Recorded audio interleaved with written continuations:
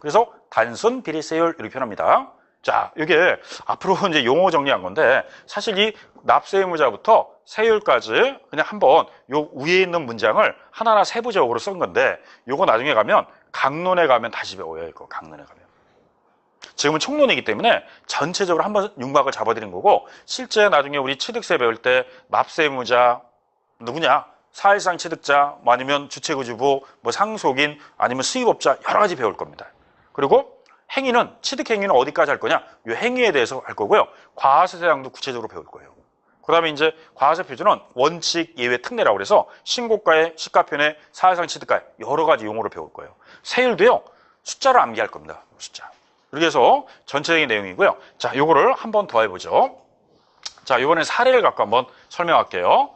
자, 갑이라는 사람이요. 요 당시에 3월 15일 날 2015년입니다. 3월 15일 날 8억 주고 이 주택을 샀어요. 예를 들어서. 그러다가 이거를 을한테 2016년 4월 15일 날 10억 주고 이 집을 팔았습니다. 그럼 이제 을이 요거를 사고 판자니까 요 갑이라는 사람은 매도자가 되고요. 그 다음에 을이라는 사람은 샀으니까 뭐라고 해야죠? 매수자라고 합니다. 매수자. 그래서 매매했기 때문에 파는 매도자와 산 매수자가 있습니다. 자, 그리고 요거를 2월 1일 날 7억에 평가됐습니다. 자, 이랬을 때 요거를 가지고 한번 사례를 분석해 보면 첫째, 양도세. 양도세는요. 이 표현상 누가 양도세 내야 될까요? 매도자, 매수자 중에서 양도세는 매도자. 매도한 개인입니다. 매도자가. 그리고 과세 대상은 이 집을 팔았다고 내는 게 아니라 이 집을 팔아서 뭐가 있어야 돼요? 소득. 소득이 있을 때 부과합니다. 오히려 손해보면 집 팔았다고 양도세 내는 건 아니다.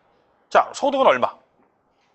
8억에 사서 10억에 팔았으니까 차액은 얼마다? 2억. 2억이 과세 표준이 되는 거예요. 2억.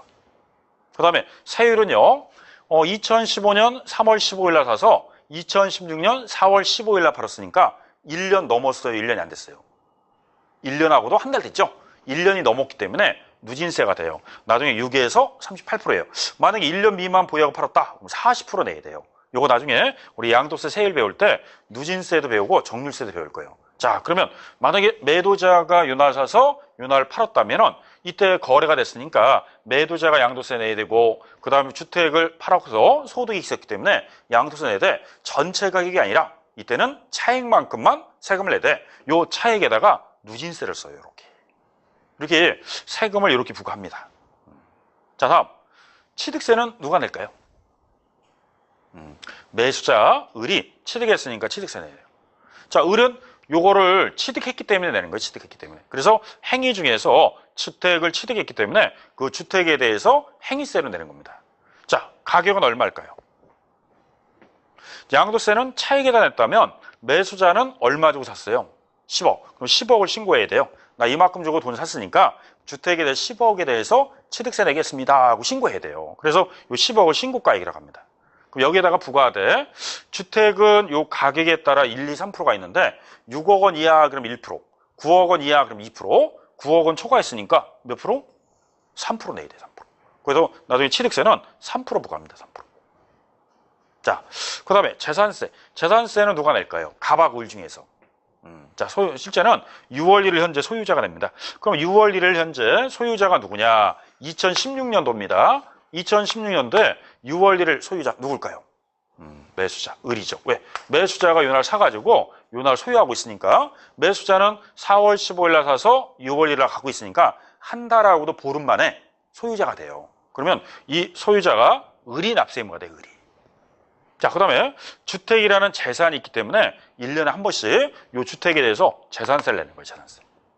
자, 그 다음에 과세 표준은 얼마가 되느냐. 아까 매수자가 살 때는 10억 주고 샀어요. 그래서 10억에 취득세를 신고했습니다. 근데 재산세는 매년 내기 때문에 이 가격이 아니라 정부가 평가한 가격이 있어요. 그게 무슨 가격이다? 시가편액. 그러면 과표에는 아까 시가편액은 시세보다 낮게 평가되어 있으니까 70에서 대략 80%라고 그랬죠. 그러니까 시가편액을 맞춰서 여기다 부과합니다. 7억에. 그리고 세율은 누진세 써요. 주택은 4단계 누진세로 돼 있어요. 자, 종부세. 종부세도요, 재산세와 마찬가지로 소유자 을이 내는데 몇 월 며칠 현재 소유자냐? 6월 1일 현재 소유자예요. 그래서 나중에 재산세 납세 의무자는 일정 가액을 초과하면요, 종부세 납세 의무자도 돼요. 그러면 여기서 소유자 을이 된다 이 뜻이에요. 자, 요것도 주택이라는 재산이 있대 일정 가액을 초과해서 과세해야 돼. 자, 이게 다주택자라면 을이라는 사람이요, 2주택, 3주택이라면요, 6억을 공제해줘요. 그러면 전체 공시가격이 7억에서 6억을 빼니까 실제는 1억에다 과세하는데 요 자세한 내용은 나중에 종부세 나갈 때 6억 공제, 9억 공제, 12억 있는데 그게 소유자와 주택 수에 따라서 약간 차이가 있습니다. 자, 일단 기본적으로 6억 공제해주면 7억에서 6억을 빼서 일정 가액 초과한 게 1억이에요. 1억에 대해서 누진세를 써가지고 세금을 따져요. 자, 지금 이 원리가 중요한 건 아니고요. 나중에 하는 방법을 알면 돼요. 자, 그래서 우리 과세 요건 4가지 요건을 한번 분석해 봤는데 항상 납세 의무자가 정해져야 된다. 벌써 사고 팔 때는 각 세법마다 세목마다 납세 의무자가 정해져 있어요. 살 때는 취득자가, 팔 때는 양도자가 낸다. 그리고 과세 사용은 같은 주택이라도 이 소득에 대해서 내는 거예요. 양도세는. 대신 취득세는 행위에 대해서 내는 거고 재산세는 종부세는 재산이 존재하기 때문에 내는 거예요. 자, 그 다음에 이제 과세 표준은 금액마다 다 틀리죠. 자, 양도세는 전체가 아니라 차익만큼. 그 다음에 취득세는 자기가 산 가격만큼 신고해야 되고. 그 다음에 재산세, 종부세는 정부가 평가한 가격으로 따지지 산 가격 그대로 따지는 건 아니다. 그리고 이제 세율은 누진세가 될 수도 있고 정률세가 될 수도 있습니다. 이렇게. 그래서 다양하게 나올 수 있는데 이런 사례별로 한번 분석해 봤는데 지금 공부하는 게 쉽지 않을 거예요. 왜냐면 조세 총론은요 전체적인 걸 한번 설명해 준 건데 이거 너무 시험에 나오기 때문에 설명한 게 아니고 세법을 조금 이해하라는 의미에서 과세요건 4가지를 한번 설명해 드린 겁니다. 그러니까 심도 있게 공부하는 건 아니고요. 이렇게 내용 정리해 주시면 돼요. 자, 그러면 과세요건까지 해서 우리 조세의 정의를 한번 쭉 설명했는데 개념 파겠다 생각합니다. 1절 조세의 정의에서 과세요건까지 한번 설명한 거예요. 자, 다음은 제2절. 제2절에 보면 조세 관련 용어 나와 있는데 자, 조세 관련 용어에는 첫 번째 세액계산이 있어요. 자, 세액계산은 요건데 우리 방금 과세 표준이 나왔어요. 여기다가 법에 정한 세율을 곱하면요 세금에 대한 산출세액이 나와요. 그래서 세금을 산출할 때는 항상 등식이 과세표준 곱하기 세율은 산출세액이다 이렇게 나옵니다. 다시 산출세액에서요 감면세액이라는 게 있어요. 공제 감면세액이 있어요. 세액을 공제한다. 그 다음에 세액을 공제하는 거고요. 세액을 감면해 주겠다 이거예요. 그러면은 플러스가 돼요, 마이너스가 돼요. 마이너스 되겠죠. 내가 낼 세금이 줄어든다 이 뜻이에요. 그런데 아까 우리 여러분들이 어떠한 법을 위반하면 처벌받는 게 있어요. 아까 도로교통법을 위반하면 범칙금 부과해요. 그 다음에 죄가 중하면 벌금 부과하고요. 경미하다면 거기 나오는 과료 부과할 수도 있고, 행정을 위반하면 과태료 부과할 수 있어요. 근데 세법에서는 세법을 위반한다, 법률을 위반한다. 그 세법을 위반하면 뭐가 붙는다? 가산세가 붙습니다. 가산세는 어디서 쓰는 용어? 세법에서만 쓰는 거예요. 요거를 가산한다고 해서 더 붙여요. 산출세액에다가 플러스 됩니다. 그러면 가산세라는 건 더한다 이 뜻이에요. 그래서 나온 게 결정세. 결정세액은 바르게 정한다 이 뜻이에요. 자, 다시 산출세액 마이너스 공제 감면세 플러스 가산세는 결정세액이 나와요. 다시 결정세액이 나오면 기납부세액이 있다. 기납부세액. 이 결정되기 전에 혹시 내가 낸 게 있다. 사전에. 그러면 먼저 예정신고했다든지 먼저 낸 게 있다. 그러면 마이너스 해줍니다. 그러면 나머지는 납부세액이 나옵니다. 하나의 등식인데 요거 네 3개의 등식 중에서 우리가 많이 쓰는 거는 1번 등식이에요. 1번. 근데 오늘은 뭐를 좀 설명하려면 여기 나오는 가산세를 좀 설명하려고 그래요. 가산세. 그래서 일단은 등식은 과세편에다가 세율 곱하면 산출세액이 나오고요. 산출세액에서 공제 감면세액을 빼고 가산세를 더하면 결정세액이 나오고, 결정세액에다 기납부세액 빼면 납부세액인데 이 등식을 여러분들이 달달달 암기할 필요는 없습니다. 나중에 우리 많이 활용하는 등식은 1번이에요. 1번. 자, 이거 숫자를 한번 해볼까요? 자, 과세 표준이 1억 원이라고 합시다. 금액이. 아까 우리 과세 표준이 금액으로 돼 있으면 종가세입니다. 자, 여기다가 세율을 10%로 할게요. 그럼 정율세라고 그래요. 요거를 곱하면 세금 산출세액이 1,000만 원 나오겠죠. 자, 1,000만 원에서 나는 공제받는 것도 없고 의무를 잘 지켜서 가산세도 없다. 그럼 그냥 결정세액이 1,000만 원인데 내가 만약에 어떠한 공제나 감면이 있었다. 그러면 그 금액을 빼주게 돼 있어요. 그럼 내가 1,000만 원 내야 되는데 500만 원을 감면받았다. 그럼 반만 내는 거예요. 대신 반대로 내가 의무를 불성실하게 했다. 신고를 했는데 신고 안 했고 납부하라는데 납부 안 했다. 그럼 불성실한 자는요, 가산세가 더해집니다. 그럼 이제 플러스 마이너스 돼서 1,000만 원에서 500만 원 빼고 다시 200만 원 더했으니까 결정세액이 700만 원 나올 수 있어요. 자, 700만 원에서 기납부세액이 없다면 그냥 납부세액이 얼마냐? 700만 원 나오는 거예요.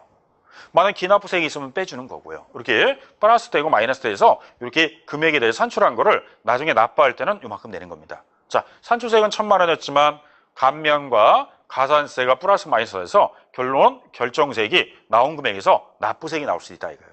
자, 이렇게 나와 있는데, 자, 다른 거 아니고요. 이 가산세를 한번 설명해 드리려고 그래요. 자, 그러면 우리 교재 2페이지에 보면 가산세로 나와 있는데, 자, 문장을 보면 이런 표현을 씁니다.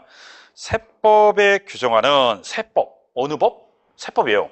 세법에 규정하는 의무의 성실한 이행을 확보하기 위하여 그 세법에 의하여 산출한 세액에 가산하여 징수한 금액을 말한다. 다만 가산금은 이에 포함되지 아니한다. 이렇게 나와 있습니다. 자, 요걸 한번 설명해 드리면 요거죠. 앞으로 가산세는 어디에서 규정한다? 세법의 규정. 세법이라는 법률이 아니면 이 가산세라는 말씀 안 돼요. 그래서 아까 우리 뭐 공법, 공시법, 중개사법 배울 때는 과태료, 벌금 이런 말 쓰죠. 세법을 위반하면 가산세란 말씀입니다. 자, 세법에서는요, 여러분들한테 의무를 부여했는데 의무를 성실한 자 그러면 가산세가 없어요. 누구한테? 불성실한 자한테 부과하는 게 가산세예요. 그러면 의무에 대해서 불성실한 게 뭐가 있느냐? 자, 두 가지가 있죠. 하나는 신고하라고 그랬는데 신고를 안 하면 불성실한 자예요. 납부를 하라고 그랬는데 납부를 안 하면도 불성실한 자입니다. 자, 그럼 신고를 불성실한 가산세는요, 원인에 따라 차이가 있는데, 자, 일단 무신고는 신고한 자야, 안 한 자예요? 안 한 자고요. 과소신고는 신고는 했는데 누락신고한 거예요. 한마디로 말하면 엉터리 신고예요, 엉터리.